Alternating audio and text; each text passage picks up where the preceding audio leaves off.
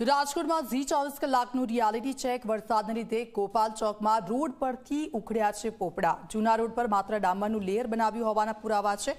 કોન્ટ્રાક્ટરની બેદરકારી સામે સ્થાનિકોમાં રોષ જોવા મળી રહ્યો છે। ખરાબ રસ્તાનો વિડીયો સ્થાનિકોએ વાયરલ કર્યો હતો।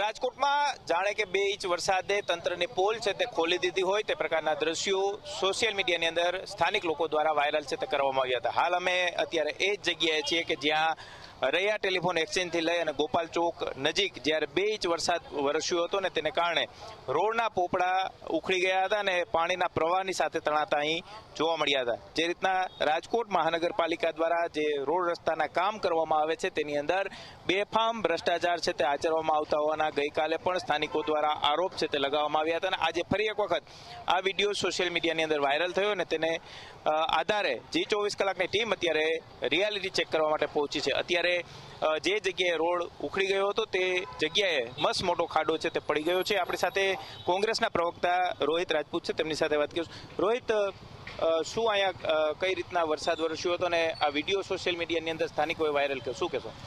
2 દિવસ પહેલા રાજકોટની અંદર સામાન્ય 1-2 જેટલો વરસાદ થયો હતો। તેમાં રાજકોટના સાધુ વાસવાણી રોડ નજીક આવેલા ગોપાલ ચોક કે જાણે જે વિડીયોના દ્રશ્યો મને જાગૃત નાગરિકે મોકલા અને જે મીડિયાને મેં ઉજાગર કર્યો છે કે આ રોડ છે કે વોકડો। તમે સામાન્ય વરસાદમાં જો આવી નદી જેવી પરિસ્થિતિની અંદર સ્કૂટર તણાતા હોય, આ રોડ ગોપાલ ચોકની અંદર 20 ફૂટનો ડામરનું જો મોટું પડ્યું તણાઈને વયું જતું હોય તો ખૂબ જ શરમજનક બાબત કહેવાય। તમે પ્રી મોન્સૂન કામગીરીના નામે કરોડો રૂપિયાના બજેટ ફાળવો છો તો આ પૈસા જાય છે ક્યાં? ખૂબ જ શરમજનક કહેવાય કે રાજકોટમાં 2 દિવસ પહેલા મોટો સ્પીડ બ્રેકર તણાતો હતો, કાલે રોડ આખો તણાયો। રાજકોટમાં ચારે બાજુ રસ્તાઓની સ્થિતિ દયનીય છે, બિસ્માર છે, ચારે બાજુ ખાડાઓ કીચડ છે। તો રાજકોટ મહાનગરપાલિકાના શાસકો કરે છે શું? ખૂબ જ શરમજનક કહેવાય કે 72 માંથી 68 જે કોર્પોરેટરોએ લોકોએ પ્રજાને ચૂંટી અને એમને જનરલ મહાનગરપાલિકામાં મોકલ્યા છે, પણ કામગીરીના નામે તો ઝીરો મીંડું છે। એટલે આ ગોપાલ ચોકની અંદર જે દ્રશ્ય સામે આવ્યા છે તે કામ કરતી એજન્સી ઉપર સવાલ પેદા થાય કે તમે કઈ કક્ષાનું આમાં ડામર વાપર્યું હતું કે સામાન્ય વરસાદની અંદર 20 ફૂટનું આખું પોપડું તણાઈને ચાલ્યું જાય, આખા સ્કૂટરો તણાય તો પાણીના નિકાલની તમે વ્યવસ્થા શું કરી? રોડમાં જે પેચિંગ વર્ક કરવાનું હોય તમે કઈ કક્ષાનું કઈ ક્વોલિટીનું કર્યું, નિયમ મુજબ થયું છે કે નહીં? ખૂબ જ શરમજનક છે। મહાનગરપાલિકાએ આ બાબતે રાજકોટની જનતાને રોડ રસ્તામાં ભ્રષ્ટાચાર થાય છે કઈ રીતના જુઓ છો? કારણ કે કાલે લક્ષ્મીનગરમાં મહિલાઓએ હાથે રોડના જે ડામર હતા એ ઉખેડા, નીચેથી પાણી જાય છે એવું કીધું હતું। તો આમાં ભ્રષ્ટાચાર કઈ રીતના થાય છે અને એજન્સીઓ કઈ રીતના આમાં મલાઈ તારવે છે?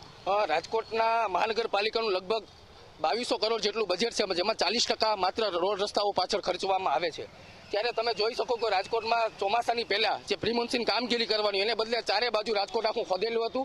મોબાઈલ નેટવર્કિંગના કેબલ હોય, ગેસના હોય, ગટરના કેબલ હોય, તો તમે જે એજન્સીને તમે રોડ રસ્તા ખોદવા દો છો એમને જ નવી ફરીથી રોડ બનાવવા દેવામાં આવે તો એજન્સીને ખટાવવા માટે વારે રોડ ખોદવા, હલકી કક્ષાની ગુણવત્તાનો રોડ બનાવવો જેથી ફરીથી ટેન્ડર પાસ કરવા ખૂબ જ મોટા પાયે ભ્રષ્ટાચાર છે। અમુક 4 થી 5 એજન્સીઓને ખટાવવા માટે જેમાં મહાનગરપાલિકાના મોટા જે પદાધિકારીઓ છે તે એમાં પાર્ટનર છે।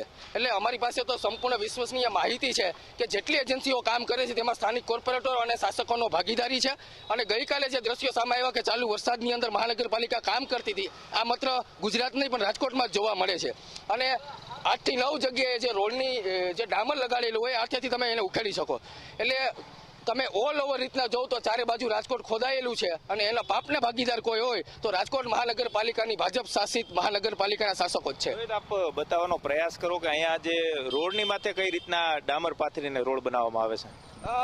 સામાન્ય રીતના પેચિંગ વર્ક જે કરવામાં આવે એ પહેલા તો ડામરની ક્વોલિટી હોય અને જે કક્ષાનું હોય તેમાં એન્જિનિયરની વિઝિટ બાદ ડામરને જે ખાડો છે એનાથી 5 થી 10 ફૂટ એ ફરતી કોર એને પેચ કરવામાં આવે, પરંતુ જે મહાનગરપાલિકાએ જે આ પેચિંગ વર્ક કર્યું હતું એ સમગ્ર ડામર માત્ર લેયર 1 થી 2 ઇંચ હતું તો જ એને પાણી ઉખાડી શકે। જો આ સામાન્ય વરસાદ 1-2 ઇંચની વરસાદની અંદર આ આવડું મોટું 20 ફૂટનું ડામર ઉખડી શકતું હોય તો હવે હજી આખું ચોમાસું બાકી છે, તો આવનારા સમયની અંદર રાજકોટની શું પરિસ્થિતિ થશે એ મ્યુનિસિપલ કમિશનર અને મેયર જ જવાબ આપી શકે। પરંતુ અમારું કોંગ્રેસનું સ્ટેન્ડ ક્લિયર છે। રાજકોટના પ્રજાજનોના જે અત્યારે મુખ્ય જે સમસ્યા છે રોડ રસ્તા જે કમરતોડ આખા રાજકોટની અંદર જો એનું નિરાકરણ નહીં આવે તો તો અમે મહાનગરપાલિકાનો ઘેરાવ કરીશું અને જરૂર પડે તો મ્યુનિસિપલ કમિશનરના મકાનનો અમે ઘેરાવ કરવાના છે. ચોક્કસ જ મારા કેમેરા પર્સન ઉદયને કહીશ કે આ તરફના દ્રશ્યો બતાવવાનો પ્રયાસ કરે. જે રીતના નીચે ડામરનો રોડ છે તેની માથે 2 ઇંચનું જે ડામરનું લેયર છે તે ચડાવવામાં આવ્યું છે. આ પ્રકારે ભ્રષ્ટાચાર છે તે આચરવામાં આવી રહ્યો છે. જો નિયમ છે તે એ મુજબના છે કે જે પણ કોન્ટ્રાક્ટ આપવામાં આવે છે તેને આ રોડ ખોદી અને તેના પર ડામર છે તે બનાવવાનો હોય છે, ડામર રોડ બનાવવાનો હોય છે. એને બદલે ક્યાંક જે રોડ બનાવતા જે કોન્ટ્રાક્ટરો છે તેને ખટાવવા માટે થઈ અને રાજકોટ મહાનગરપાલિકાના પદાધિકારીઓ અને અધિકારીઓ છે તેમના દ્વારા સ્પષ્ટ રીતે જે રોડ હોય તેના ઉપર જ રોડ છે તે બનાવવા દેવામાં આવે છે ને આ રોડની ચકાસણી થવી જોઈએ તેને બદલે ક્યાંક આ પ્રકારે રોડ બનાવી અને જનતાને રોડ બનાવી દીધા છે તેવા મોટા મોટા વાયદાઓ પૂર્ણ થયા હોવાના દાવાઓ છે તે કરવામાં આવે છે. પરંતુ અનેક સવાલ એ છે કે જો રોડ બનાવો છો તો ગુણવત્તાયુક્ત રોડ કેમ નથી બનાવતા તે એક સૌથી મોટો સવાલ અત્યારે ઊભો થઈ રહ્યો છે. કેમેરા પર્સન ઉદય પવાર સાથે ગૌરવ દવે, ઝી મીડિયા, રાજકોટ.